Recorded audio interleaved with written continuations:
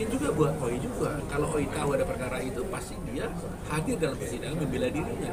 Jadi bayangkan tanpa hadirnya Nia, tanpa hadirnya OI maupun kuasa hukumnya, tanpa dia tiba-tiba ada putusan pengadilan negeri Selatan yang menghukum Nia, si OI. Pak, OI sudah membayar dendanya belum Pak? Atau mau bayar ganti rugi itu? Kan belum inkrah putusannya kan.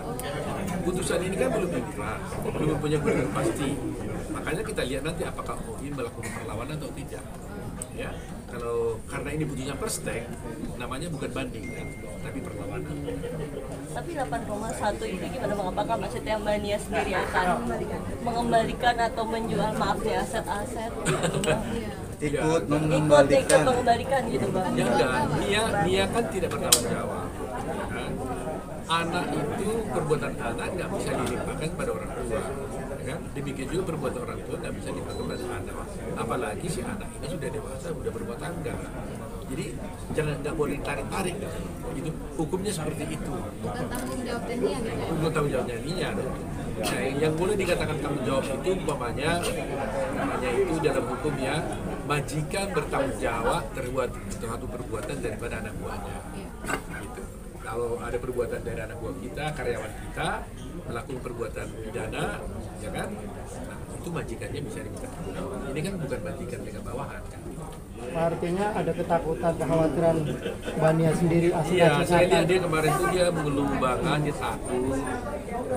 Katanya dengar-dengar nanti rumah saya mau dieksekusi, apakah harus saya jual rumah, katanya gitu kan.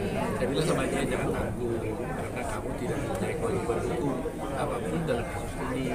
Jadi saya terangkan dia, kalau ada yang mengganggu kamu, hukum akan berjalan.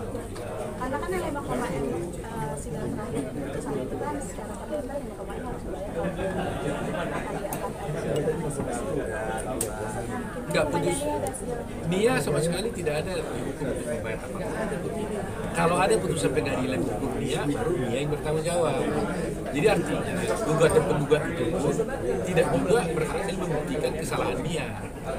Yang di dalam putusan itu saya lihat ada penghukuman terhadap OI membayar sejumlah 8,1. Tetapi itu juga akan tidak menjadi persoalan karena belum tentu itu benar.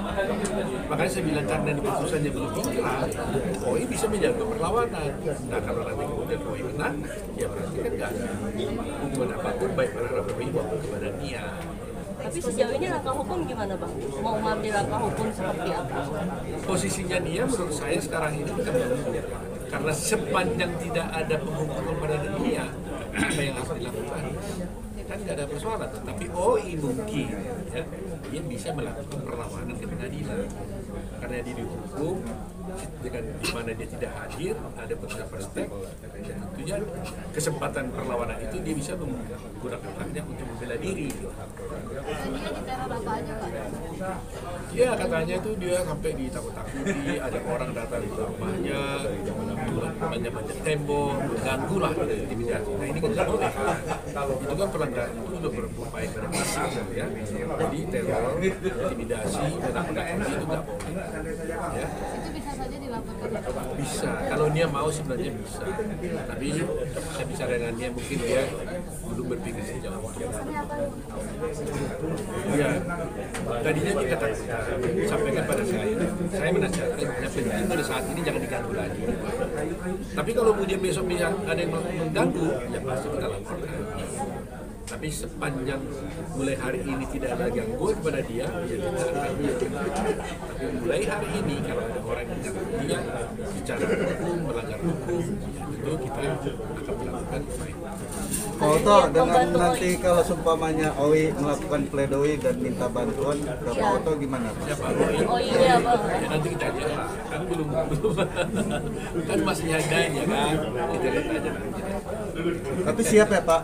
Ya, Kalau diminta ya bantuan. orang-orang yang sesuai persoalan hukum selalu siap. Apalagi ini saya bilang, saya sudah berkali-kali katakan. Ini tadi ada yang bertanya, Pak Oto dibayar berapa? Kan saya nggak pernah dibayar apa-apa. Dia sahabat saya, dia mau bayar saya pun mana mungkin saya mau terima. Kan nggak semua soal uang. Saya selalu katakan ada pro bono. Tapi pro bononya ini bukan karena dia mampu, pro bono karena memang dia teman. Saya Oke. Bang, bang.